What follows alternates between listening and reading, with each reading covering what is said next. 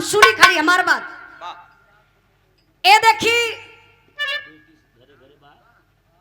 कहा जला कि बेटी घरे घरे बाटी, जकरे घरवा में बिटिया सयान हुई है ओकरे घरवा क निदिया हराम हुई है। घर में जब बहिन बिटिया सयान हो जाली तो सर का बोझ हो जाली। जैसे आप लोग देखबे किला कि अच्छा अभी ले अब जगते रहा हम तो कहीं दुकानदारी एकदम लॉक। अच्छा अच्छा नहीं हमान का दुकानदारिया जैसे बंद हो गई एहू का माहौल होला मास्टर साहब। देखिए 30-35 किलोमीटर के दूरी से चल के आयल हुआ मटरू पटेल ग्राम पहाड़ी थाना मड़ुआडी हाँ ये पढ़ले लिखले तो हुआ ना। ये 200 रुपए का पुरस्कार बहुत बहुत प्रणाम आशीर्वाद का चाह रही। ये बिरहा से आप लोगों की एक चीज स्पष्ट हुई, मर्द मेहरारू में अक्सर झगड़ा हो जाले। अच्छा मर्द मेहरारू में झगड़ा कब होले पता भैया? बोले नहीं के जानकारी है। मर्द मेहरारू में झगड़ा कौनो भी बात लेके हो जाई। एक बार का बात बा विश्वकला जी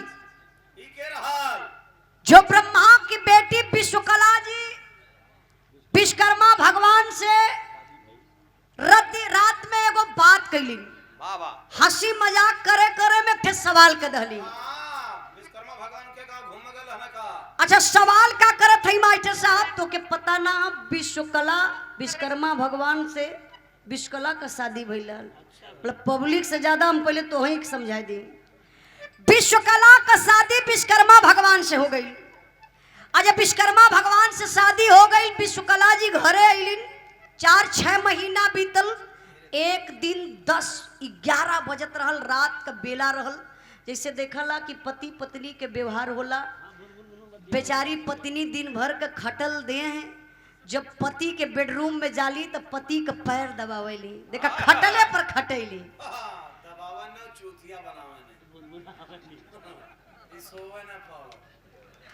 ऐसे पैरवा दबावेली। अच्छा सच्चाई बताइए आप लोगों का पत्नी दबावेली कि ना? ये हमारे भारत की जो नारी है बुल्लू भैया बताओ तला कि आजकल का तो मर्दों दबा देते हुआ। बुल्लू भैया ऐसा बात है का? नहीं अरे वो क्यों को बात बतौला है। अब विश्वकला अपने पति का ऐसे पैरवा दबावत है, दबावता दबावता तनी सा मजाक करे लगली। मतलब खोदा खादा लगली। अच्छा अब तू ही तब बता दा विश्वकला मजाक का करत ही मास्टर क्लाइन गीत बड़ा मजेदार बा।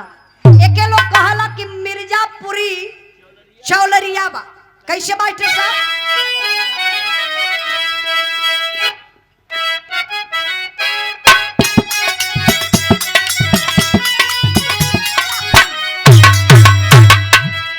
भोला प्यारा न कब हो नहीं हर कै गुजारिया हो नजरिया पानी क्या बरसा बदरिया ना।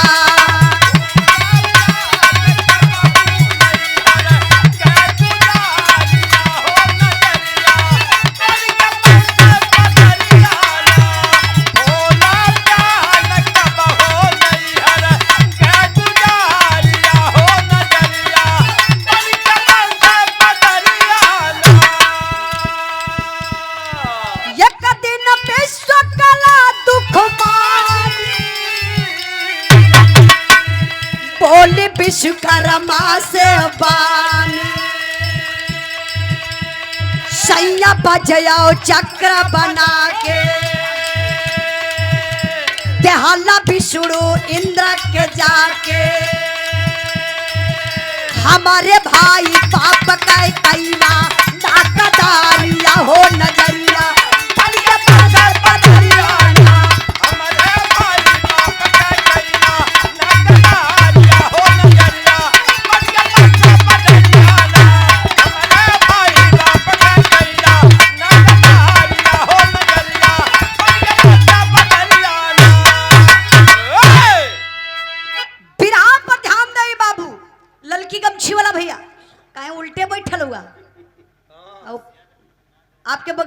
सच्चाई काहे उल्टे बैठत हुआ यार हमान के और मुहा करा ना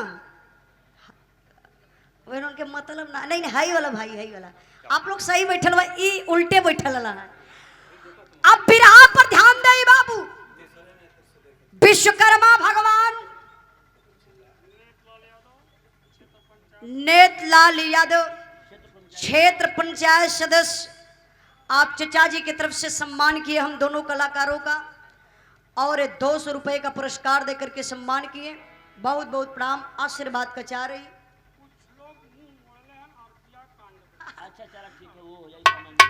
अररिया कांड खोल दगा जी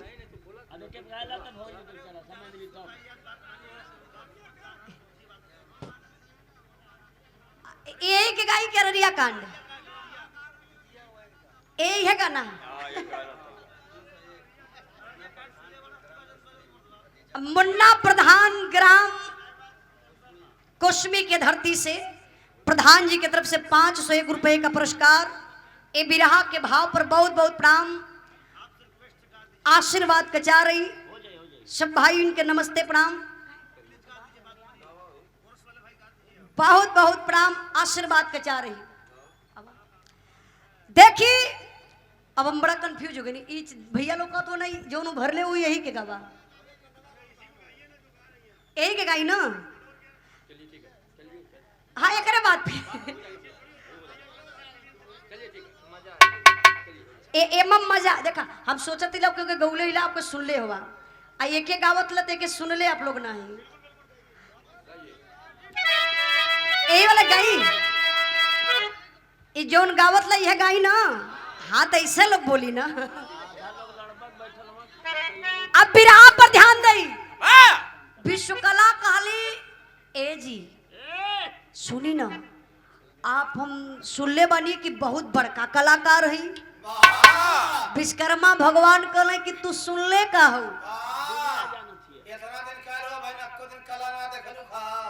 अरे हमके दुनिया जाने ले कि हम कलाकार हैला विश्वकला कहली कलाकारी कौने दिन राती के बड़ा बड़ा हथियार बनौला हर देवी देवता के दहला हमारे भाई बाप के कौनो कदर न बा कौनो इज्जत न बा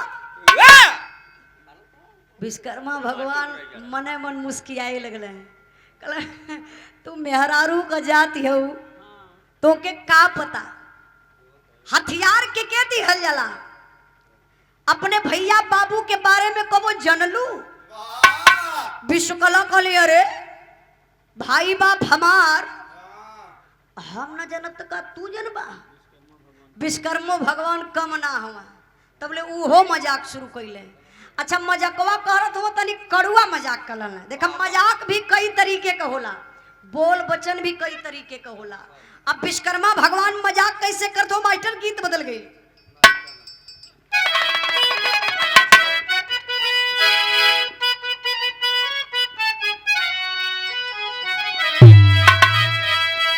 सची कहो तोरे या मन से हमारे सची कहो तोरे या मन से हमारे अंगन में आइल बहार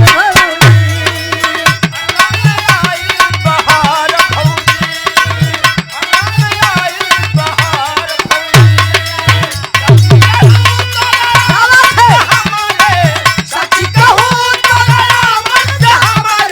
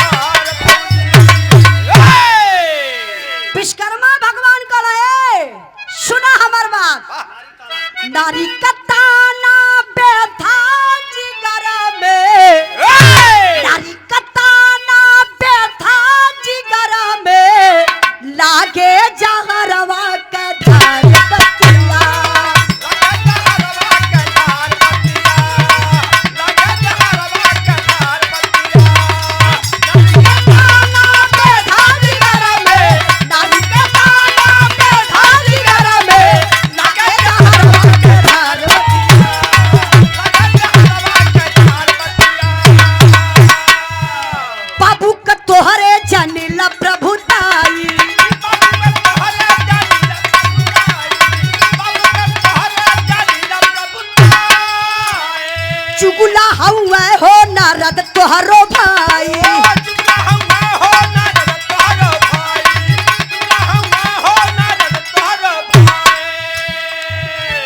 का करी है कायर कटारी है प्यारी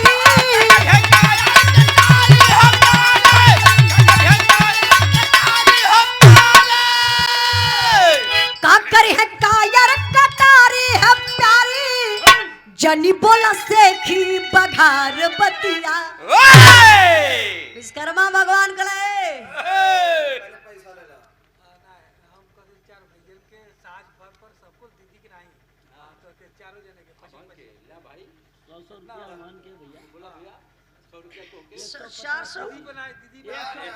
हमरे में देना अच्छा हमसे कोनो दुश्मना ना ना सही बताइए देखा ऐसा कुछ होई तो के नहीं हमरे डर लगत है का तो 500 400 रुपया ये साज बाज वालन के अच्छा अच्छा आपके बचावे के ए इंद्राज भाई 100 रुपया वापस करा 400 हम कदा पहले तो लोग ई 400 रुपया तोहर लोन ले लिहा तो हमके भी पैसा ना दिला लेकिन हमरे तरफ से आपके प्रणाम हम मटरू पटेल जी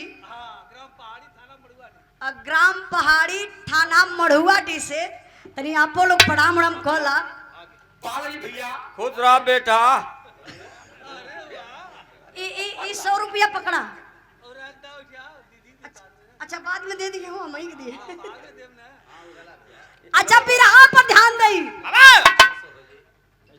विश्वकर्मा भगवान का ना सुनबू अरे अपने बाप ब्रह्मा का बात करत हूँ उत्त सबसे बड़ा कायर हुआ और नारद जी का बात करत हूँ नारद जी तो सबसे बड़ा चुगला हुआ का नारद जह दिन कुछो न पावा हड्डी फेंक दो कुकुर लड़ावा मुर्गा दुकान खोले रहना का नाराज जी हाँ नारद का बतिये रहा वो हड्डी जैसा अरे बाप रे बप्पा जब इतनी बतिया विश्वकला जी सुननी कहली हमरे भाई बाप का बुराई अरे ऐसा ससुराल फुकदा झर जा नैहरे में जिंदगी बिता ले लेकिन भाई बाप कई बेइज्जती बर्दाश्त ना करबे अच्छा जेकरे मेहरारू से कभी जिंदगी में झगड़ा ना भइल होई एक बार तनी नैहरे का बुराई कई के देखा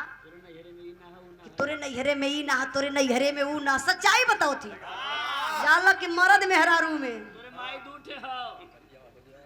मर्द मेहरारू में वहां झगड़ा रखली है अच्छा मर्द मेहरारू में झगड़ा हो जाले तो बोल चाल बड़ा मुश्किल हो जाला आप लोगों के पता कैसे बोल चाली होले ज्यादा ना बताई बता दी भैया के जानकारी चाहती है मर्द मेहरारू में जब झगड़ा हो जाला 1 मिनट बता देती तो 2 महीना का लड़का रही कोई मर्दा नहीं 2 महीना का लड़का पिंटुआ मान ला हो मर्द मेहरारू में झगड़ा हो गई तो मेहरुआ अपने आप के तनेन रही बोलब ना मुँह फुकौनो से दिन भर खटी ल हम करी ल हम अब घुमा नहीं अच्छा मर्दों कहत है देखा हम मर्द जात काहे खातिर बोलब बाहरे से खट के हम ले आई ल घर में राशन ले आई तब नहीं बनाए के देले अब मर्द मेहरारू में 8 दिन ऐसे तानी ताना हो अब न मर्दे रह पावत हो न मेहरुए रह पावत हो रोज के रियाज बिगड़ल जाथे एक दिन मर्दा दिमाग लगौलस देखा मर्दन के दिमाग बहुत तेज होला कहला मर्दे मेहरारू हमार कुछ आग दोनों और बरत हियो गड़बड़ाई गई हो मेहरारू से पटत ना हम पटाई कैसे बस गई आज घूमत घूमत दुआरे तो ये बाहरवा से कहत हुआ कि ए पिंटुआ का करत है रे तोर देखा तेला 8 दिन से तोर जवन ऐठन चढ़ल है ना तोर यहाँ ऐठन हम उतार दे लिया के पानी दे अच्छा तो ये बतावा कि 2 महीना का लड़का वो पानी दे सिंटुआ मेहरारू समझ गई कि सिंटुआ का ऐठन ना ये तो हमारा ऐठनवा उतारे कहा था मेहरारू कम ना वो घर में से लेके पानी आई मिठाई ले सिंटुआ आई पी ले जौन तोरा ऐठन चढ़ल है ना हाँ, तोरो ऐठन हम जल्दी उतारब। अब मरद भी साइलेंट कल अब वही नहीं गर्मी हो। धीरे धीरे शाम भयल 3 उन जब बजल तो सिंटुआ कमाई कहते ए सिंटुआ का बनी रे जन घोटे के तोन बताए दे। अच्छा भैया सिंटुआ तो बताई ना काहे सो 2 महीना का तो मेहरारू ए चचा रुका अब मरद वही बाहरवा से कहता कि ए सिंटू जो भंटा चोखा खा बना ले जा जवन तोहर मन कहे तवन बना ला। अब मरद का ऐठन धीरे धीरे ढील होता। अब जब खाना बनाए भेल मेहरारू तो देवे जाते तो वही नौकर ताऊ है चढ़ल राकेश भैया ए सिंटुआ हैला ढके ली ले ढकेल दे मतलब ले खाई ले। अब सिंटू को पापा मारे डरन धीरे धीरे कौरा तोड़ल खाए लहल। आ जब भैया दोनों प्राणी खाए पी भइले बात बच गई सुते वाली। अब जब दोनों जने सुते गईले तो बीचे में सिंटुआ हो या हर सिंटुआ का माई हर सिंटुआ का पापा अब सिंटुआ का पापा आधी रातें यही केहुनी से सिंटुआ के ठेलत हुआ नींद दोनों जने ना लगे थे। बोल चाली ना हो ये सिंटुआ कही दसला कि खुशुक जो नहीं तो समझ ही ली है आज का रात तोर बीत कह दे। अच्छा तो सिंटुआ कमाई समझत हो तब ले हरिया से यो ठेलस कला ए सिंटुआ कातला वो हरे रहो देही में देह सटे नहीं तो समझ लिए। गर्मी इतनी बढ़ल है। तब ले भैया मर्दा पकड़ लला सिंटुआ का हाथ झटके झटकम पकड़ धर शुरू लइका मोर छोड़ तोर ऐसे करे में तब ले भैया लड़का की गोलवारी और घुस गई। अब आप लोग समझ सकला आधी रात में बोल चाली हो गई। लेकिन अब बिरहवा पर ध्यान दा विश्वकला का कैली कहली कि हम ससुरे में ना रहबे। मारे गुस्सा में अपन कपड़ा उपड़ा उठौली लुग्गा नया पुरान उठाए के एक ठे गठरी बनौली। आ गठरिया बनाए के एक कंखिया तर दबावत थी। बैग ना रहल का उनके उस समय लकड़ी वाला संदूक चलत रहल। अब उठाए ना पहिया बस ऐसे ही कंखिया तर दबौली। अब विश्वकर्मा भगवान देखा भगवान हो जाए आज का इंसान अंदर वो लोग कुछ भी करे लेकिन बाहर टाइट रहा लगे अरे मर्दे हमार मेहरारू का मजा लगे मैं डांट दे का मजा लगे मैं बोल दे। लेकिन विश्वकर्मा भगवान भीतरा जाए के अपने विश्वकला के समनवा हाथ जोड़ के कहत हुआ का कहत हुआ मास्टर साहब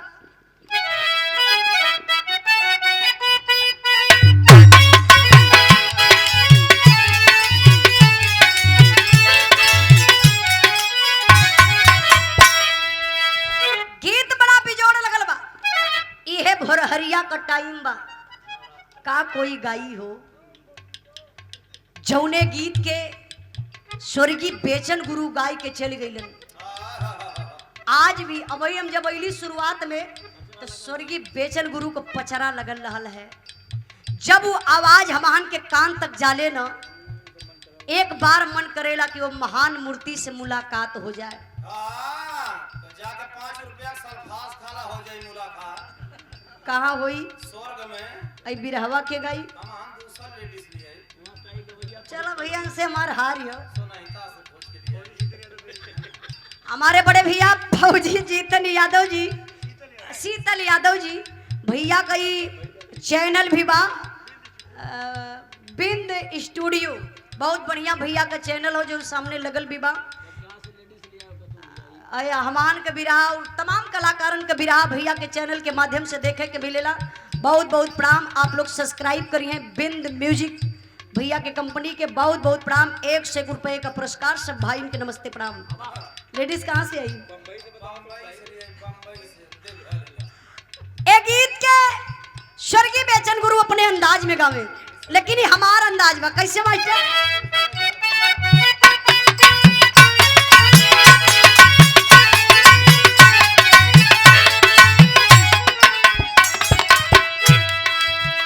अरे निमिया के डरिया मैया डाल झूलवा के झूली झूलना हो के झूली झूलना मैया मोरी का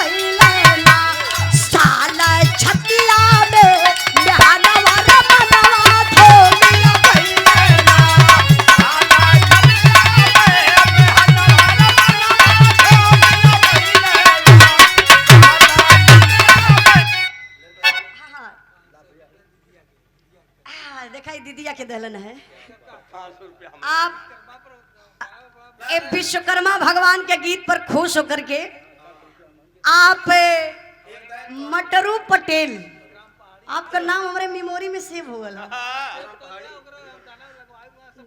ग्राम पहाड़ी, अच्छा बनारस में, बहुत बहुत प्रणाम। मड़ुआ डी में कार्यक्रम भी लगाइए मान कर। 501 रुपए का पुरस्कार, बहुत बहुत प्रणाम, आशीर्वाद के चाह रही। एक दिन तो आके दिए, एक दिन हम हन के दिए। का दी है? एक पैसा बा। अच्छा पार्टी वाले के, हाँ नहीं नहीं जरूरी है, ये लोगों का सम्मान होत रही, तो का हौसला बढ़त रही।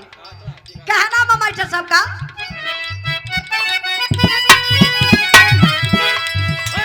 अरे केतनो मनावा विश्वकर्मा जी मयनवर मनवा धोमिया भैया रे मनवा धोमिया भैया मनली नाये तो जानवर मनवा धोमिया भैया।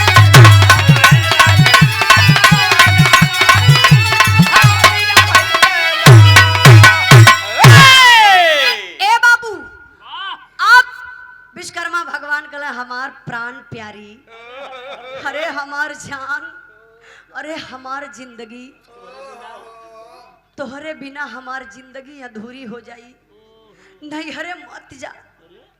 लेकिन विश्वकला माने काहे के, विश्वकला चल गई नहीं हरे, तो विश्वकर्मा भगवान अपने आप में एकदम गुस्सा में लाल हो गईलन। काला तू जा, तू तो जा, निकल जा फट दे। नहीं नहीं जाएदा, देखा टाइम भी हो गई, धीरे धीरे लोग जेबे करेला। ये लोग का उम्र भी हो गई ले। का कि सुना गैल हुए अपने से नहीं हरे तो अपन ही से अइबू। विश्वकलो कहली जा नहीं हरे जा थिला, वापस लौट के ससुरे ना आई। ए भैया, एक दिन, 2 दिन, 3 दिन विश्वकर्मा भगवान यह करवटी वह करवटी लेके कैसो कैसो बितौलन। आज का लड़का कुछ लोग तो ऐसा न हुआ, जैसे समझ लिया आप लोग, मेहरारू 4 दिन खातिर नैहरे चल गई,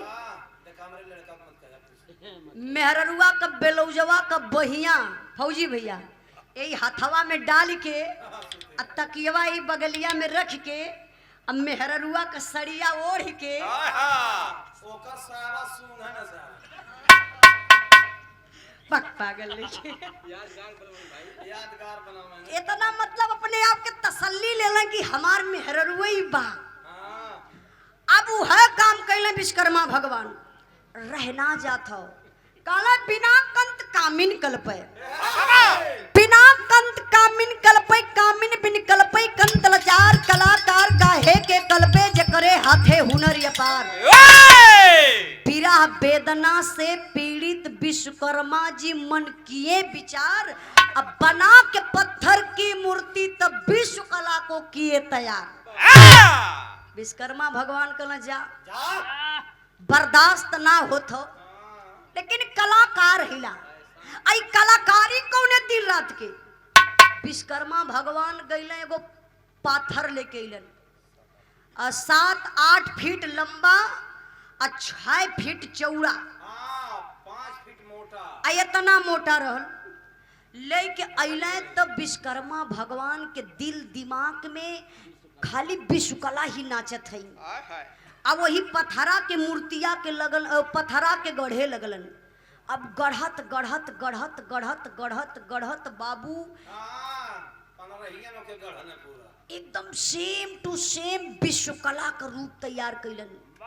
जैसे विश्वकला का आम के आंख, आम के फाकी नियर आंख, बढ़िया चौड़ा लीलार, बढ़िया के सुग्गा के ठोर नियरी नाक बनौले, बढ़िया का ओठ बनौले, जैसे मतलब विश्वकला कर रहल।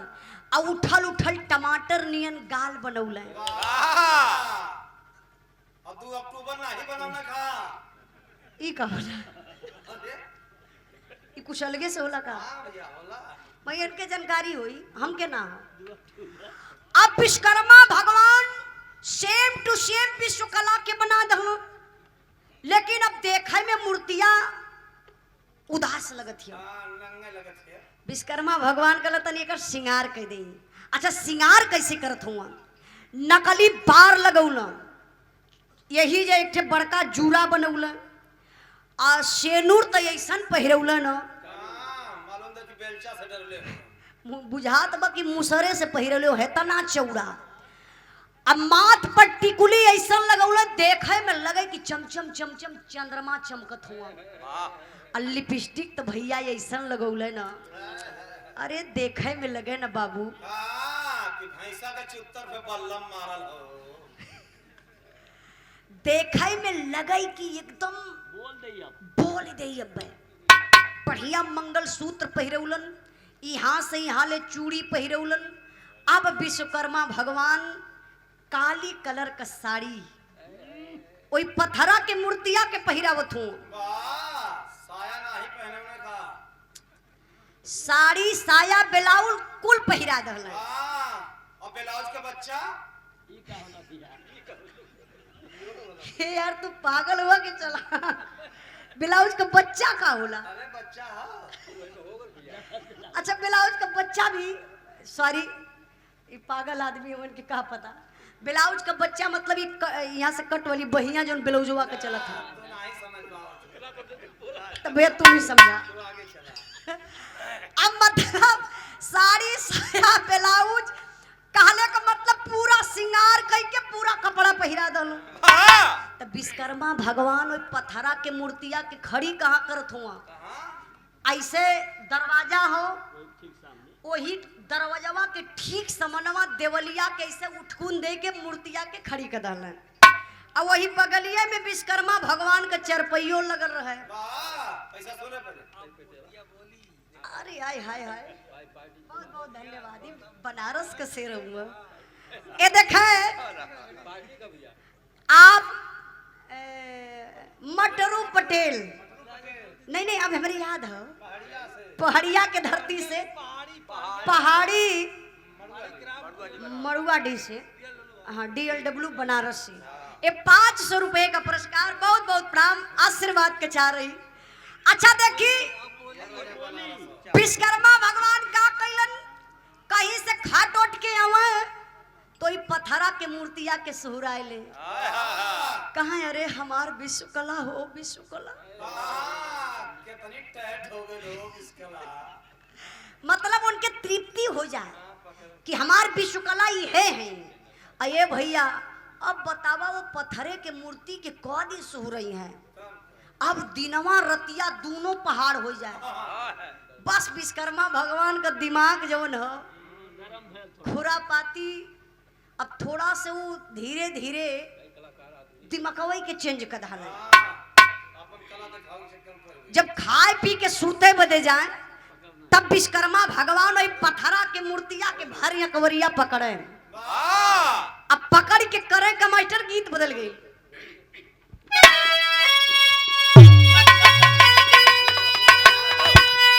एक गीत के स्वर्गीय रामदेव गुरु अपने अंदाज में बड़ा लहाई के गावे। कैसे गावा मास्टर?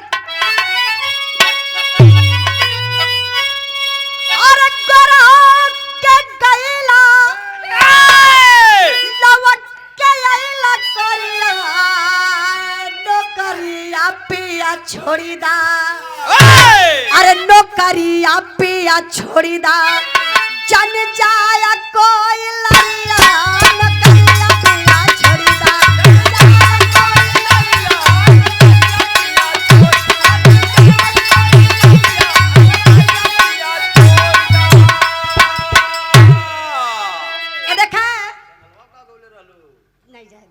अब वो बेचारू सुतल, हम सुतल आदमी के जगह बा हम गाई कहीं हम ही के कहती सुतल मोल बरोबर होला नहीं यार, वो सब सुतल में इतना प्यार से देखा, आराम करत हूँ। मालूम तो हाइड्रोसिल का ऑपरेशन करा कर यार तू पागल आदमी हुआ का? टंगरिया ऐसे कहले है पागल कहीं का। आई बिरहा पर ध्यान दई बाबू, खेना बका बैठे यार पत्थरा न पहचान, यार पत्थरा न पहचान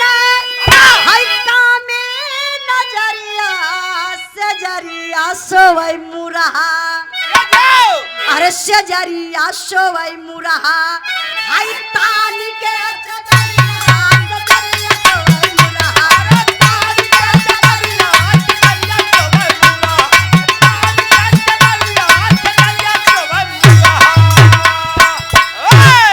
झुम बार बार धई के बह में मूर्तिया अपल भर न बिसरल नारी के सुरतिया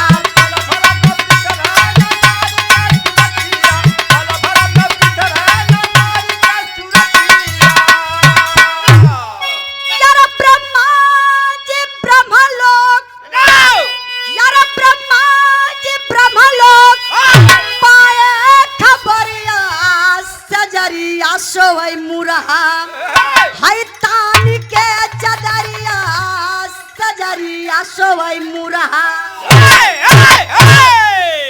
विश्वकर्मा भगवान वही पथरा के मूर्तिया के भरे कवरिया पकड़ के और उठाए के ले जाए जौने बिस्तरवा पे सूता है चौकिया में ले जाके उलट दे ऐसे सुताई दे और सुतौले के बाद विश्वकर्मा भगवान एक चदरा ले ओए टंगिया फंसा के अपनो सूत जाए वही चदरवा के ओर के वही मूर्तिया के साथे सूत जाए धीरे धीरे बाबू यह प्रक्रिया चलत हो अच्छा तो क दिन बाबू एतर में चली अब ये हर का बात छोड़ा अब वह हरियन देखा विश्वकला का पिताजी ब्रह्मा जी बड़े क्रोध में आई गईलन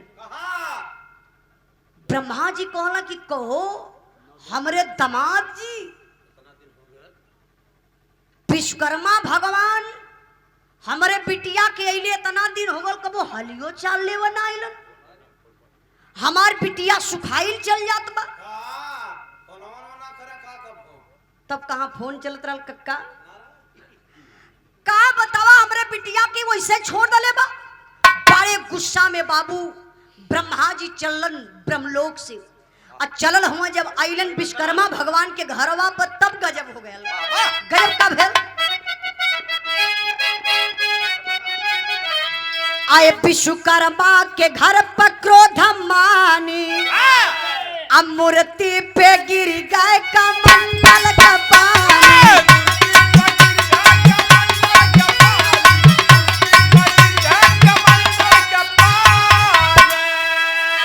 यार पत्थरा का मूर्ति अरे पत्थरा का मूर्ति बनी गुल बदन गुजरिया सजरिया सोवई मुरहा हाय तानी के चदरिया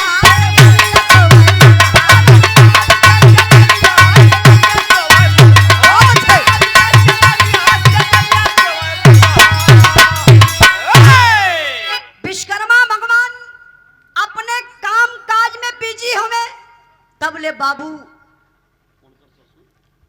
आय गेलन ब्रह्मा जी अब गुस्सा में हम बाहरे ना बैठलन ब्रह्मा जी अंदरमा जात हुआ तब पहले का चौखट बड़ा ऊंचाई ले रहे ब्रह्मा जी जैसे ही चौखटवा डाकत हुआ बाबू हथवा में कमंडल रहल है कमंडनवा का पेनिया जाय के वही चौखटवा में लड़ गई तब ले वो कमंडल का पानी छलक के वही पत्थरा के मूर्तिया पर चली गई अब हाय करिश्मा देखा जैसे ब्रह्मा जी के कमंडल का पानी वो पत्थरे के मूर्ति पर गयल अचरज ई हो गयल कि अब पत्थरे का मूर्ति मेहरारू बन गई लगल डोले बोले खाए पिए माजे धोवे लगन सुत्ता अब भैया विश्वकर्मा भगवान का 10 अंगुरी घी में अब 10 रिफाइन में फंस गई विश्वकर्मा भगवान फिर ताना कसत हूँ अपने विश्वकला के कला जा गईल हूँ नहीं हरे ना यहाँ तक काम चलत वहरा रहा काहे से कि हरियन तो पथरा वाली बन गई अब वहू का नाम विश्वकला रखले रहे जब खाए के भूख लगे तो काहे विश्वकला कुछ लिया नाश्ता पानी हो जाए अब धीरे धीरे बाबू समय बीतल बा अब एक दिन ब्रह्मा जी अपने बेटा नारद जी से कहना करे नारद हमरे एगो बात समझ में ना आवत बरे दामाद जी के घरे गईली तो हमके कुछ शक लगत ह घरवा में कोनो मेहरारू को चूड़ी बाजत रह रे। कौनो किराया लिया लो का हमने समझ में ना आवत बा। नारद जी एकर पता तू ही लगा पैबे। बेटा एक काम कर, जो बेटा जो विश्वकर्मा भगवान के घरे जो ये भेद के जल्दी से तो लगा के लेके आओ। अगर दूसर में हरारू लिया के रखले होइयन तब तो बेटा समझ लिए आगे का हुई। ए भैया अब नारद जी का कैलन, बाबा अपने पिता ब्रह्मा जी का बात जब सुनलन और उठा लला बीड़ा। अब बीड़ा उठाई के करत कहूँ मास्टर,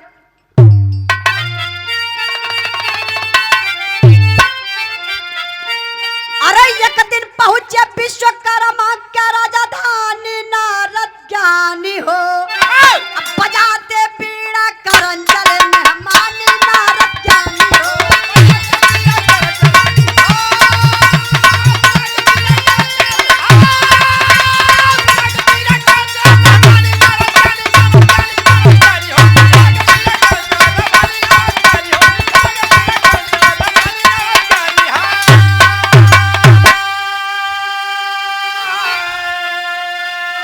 खुशी खुशी से गले मिले हंसी के बहनों इसार हो। अय्यावा भगत में जुटी गईल विश्वकर्मा प्रेम प्रसार हो। अरे विश्वकला तब लेके आए पानी नारद ज्ञानी हो। देख बहन को अकल तुरंत चकरानी नारद ज्ञानी हो। ए भैया नारायण नारायण नारायण नारायण नारद के साड़ू नारायण करत का बाबू जैसे ही नारद जी अइलन अपने बहनोई के घरे, मतलब विश्वकर्मा भगवान के। विश्वकर्मा भगवान अपने काम काज में बिजी हो, दुआरे देखले अरे तो सार राम नारद जी आ गइलन। बिस्तरा उस्तरा विश्वकर्मा भगवान वही बहरवा लगा दलन। नारद जी बैठल हुए हर बार झांकते हुए नारद जी की मेहररुआ बाई कहाँ। अब बाई का बेधल देखा। अब वही खिड़किया से वो पत्थरा वाली जो विश्वकला इनके रहना जा तो वहीं से ताक झांक लगौले ही। तब ले बहरवा से विश्वकर्मो भगवान के देखा मत गईल मराए। वही बहरवा से कहा तो खाए विश्वकला। अरे वहीं से झकबू आई दुअरवा देखा आई देखा तोरे भैया के बैठल हुआ का है देखबू आई दुअरवा के बैठल बा तोहर भैया आयल हम सार हुआ लीवा मीठा पानी दा। अब भैया विश्वकला वो पथरा वाली आप लोग समझे तो ना, पथरा वाली विश्वकला यहाँ ले घूंघट बन कढ़ली, हाथ में मीठा पानी लेहली और ले के बाबू जब नारद के बगलिया में धाई के ऐसे अचरवा से नारद के पैरवा छुए गईली। नारद कहत हो कहो ही तो लगत के बहिनिया है बा। लेकिन कुछ बनल बिगड़ल लगत है। अब बहिन हम घरवा रहली तो बहिनिया घरे रहल है। और जैसे हम यहाँ अली बहिनिया यहाँ कैसे आई गई। अब नारद जी के पानी अच्छा लगत बा। जैसे तैसे बाबू बीड़ा उठौने नारद जी नारायण नारायण नारायण नारायण करत का पहुँच गईलन। अब अपने घरे जाय कोई बाहरवा से चिल्लात हो रे बहिनिया रे बहिनिया। अरे तू लुटा गईली रे बहिनिया। विश्वकला कहले कि अरे भैया का बात का भेल कहे अरे तू नैहर समारत क्यों जा देखा बहनोई दूसर में हरारू लिया के रखले हुआ। अरे बाप रे बप्पा लेबा न देबा विश्वकला जैसा का तैसा हाउ अपन गठरी मोटरी जो रहल वही कांखी तर दबौली और नैहरे से चलल ही ससुरे। और जब ससुरवा में एली तब का भेल मास्टर साहब विश्वकर्मा भगवान लगल हंसे कहला को तू मेहरारू का जात तो के पता ना बा हम दूसर मेहरारू लिया के रख सकीला। तोहरा ही इंतजार में तो बितावत रही जो मजाक कैले होई केहू तो से मजाक उजाक कर ललस तो तू एक दिन सर पे बात के चढ़ा ललू तब ले भैया लेबा न देबा विश्वकला दरदराइल घरवा में हल गेली वाह और जब घरवा में हलली ए भैया अब देखत यही कि मिक्सी उठा के बेना खवा लेते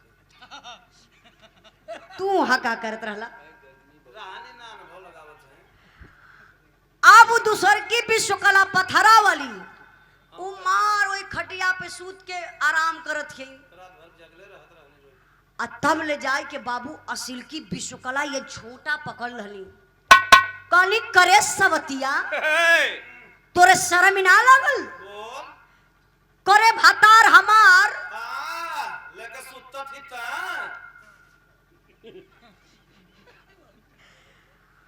अते हमारे भतारे पे राज करबी बोल अच्छा तो पथरा वाली के का पता कि ई के ह पत्थरों वाली उठ के खड़ी हो गई अब पकड़ लला ससिल की विश्वकला का ये झोटा कहली करे सवतिया तोरे लाज ना लगत हो बनाई ल हम खियाई ल हम सुत्ता खातिर मार करत थी ता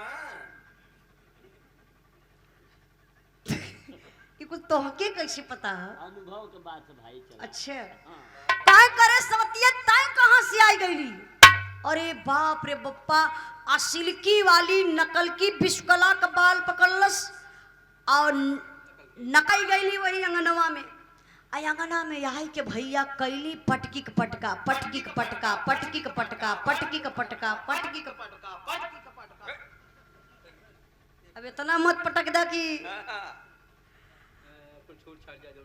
अब देखल जब पटकी का पटका जब दोनों विश्वकला कैली साड़ी साया ब्लाउज कुछ छूट फट गेलो कबो नकल की विश्वकला नीचे और तब ले नकल की ऐसे उठाओ बस असिल की नीचे हो जाए अब दोनों जने तो बजती हैं विश्वकर्मा भगवान के लगल हाफाए हुए वो खड़ा खाली वीडियो बनावत हूं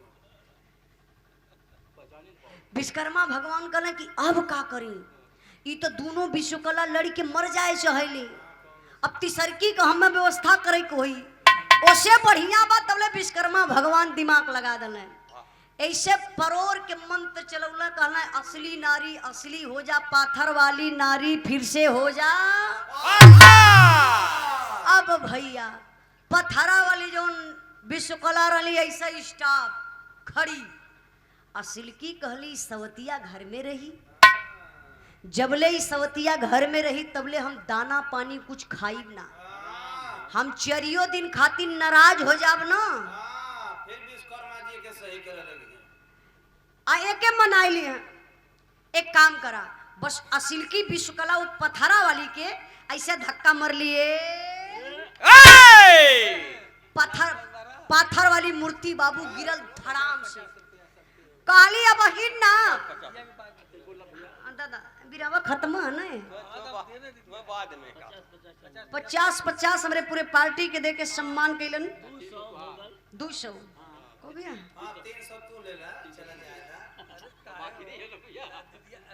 दीदिया देना आपने हाँ नहीं कोनो बात ना नहीं रुपया पैसा क्यों खुशी से देला अरे ले लो बनारस के शेर है मैं इतना कमजोर नहीं हम इनके कर्जा थोड़ी ना डाले रुपया पैसा देखी चचा कोनो जरूरी ना बा कि हमार रुपया पैसा पर बिरहा गईला तो ई तो गेहूं चावल पे भी हगा देने ऐसे कह दा प्रचार खुदे पता चल जाई कि गेहूं चौर पूजाला बिरहा गावत थी देखी कोनो जरूरी ना बा कि हम रुपये पैसा पर बिरहा गईला आप लोगन के अगर प्यार दुलार सम्मान मिलत बा तो उजाला बदे बहुत कुछ बा रुपया पैसा तो हाथ का मैल बा जेके अपन मैल छोड़ा को छोड़ा ले ते 50-50 रुपए का पुरस्कार हमारे पूरे पार्टी के दलन आप मटरू पटेल बनारस के धरती से ग्राम पहाड़ी थाना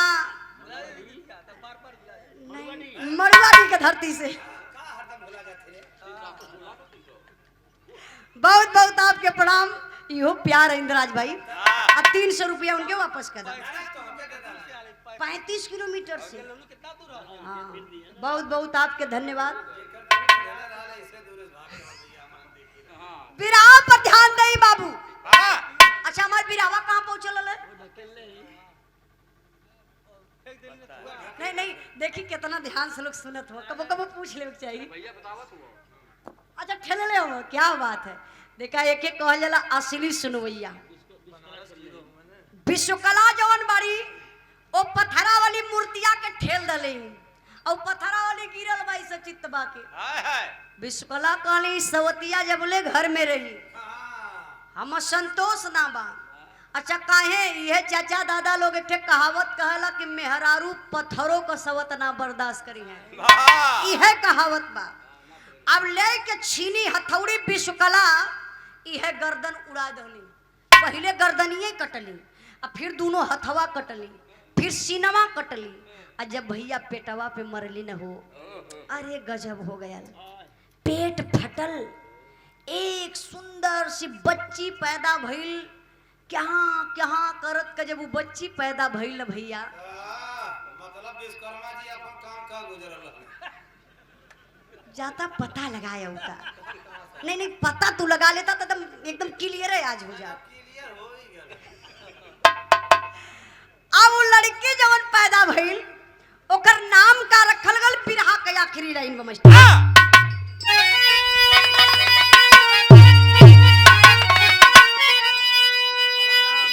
अरे बड़ा नाम कन्या का जग में जगमग राती, जेकर काम देव दुनिया में भैया पति।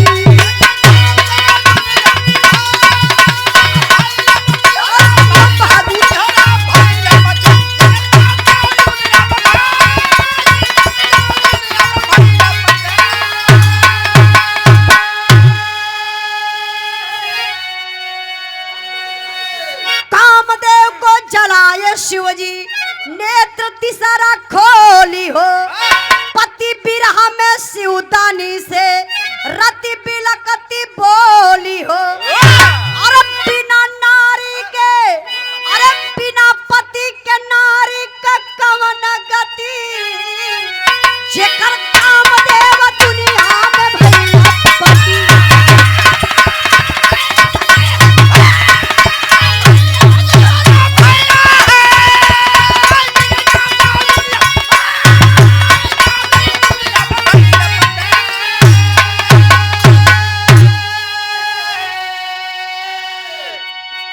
ए बाबू अब देखल जा ओ लड़की का नाम पड़त बा रति। और रति जब सयान भइली तो उनकर बियाह भयल कामदेव से। अच्छा कामदेव के बा? कामदेव हर एक इंसान के अंदर पावल जाला। हमारे पार्टी का दो तीन जने काम दे खत्म हो। हाँ तो तोहर तो जोरा पे चलत हूँ न भैया। अच्छा कामदेव जेकरे ऊपर अगर असली में सवार हो गईलन तो जान जा कि अच्छे अच्छे ऋषि महात्मा पुरुष लोगन का कंठी टूट जाई। देखला आसाराम बापू के और राम रहीम के देखला, और क्यों हो? नारायण साईं के देखला, और स्वामी चिन्मिलानंद के देखला, और क्यों बचल हो? संग हमारा राधे माई भी गई। देखी कामदेव सच्चाई है कि हर एक इंसान के अंदर पावल जलन। अब कामदेव बहुत बड़ी गलती कर दलन और वो गलती के शिव जी बर्दाश्त न कैलन। कामदेव के जलाए के भस्म कर दलन। और जब भस्म कर दलन तो रति जाए के शिव जी के सामने रोवत है, प्रभु जी ये दुनिया में वो नारी का कौन गति बजे करे पति ना हुआ, हमरे पति के वापस जिंदा कर दई। शिव जी कहला ए जन्म में ना अगले जन्म में तोरे पति के जिंदा करब, तोहार शादी होई, लेकिन कौने रूप में होई, कहाँ होई, कैसे होई, अभी आगे भी रहा में बा। आखिरी लाइन में मास्टर साहब,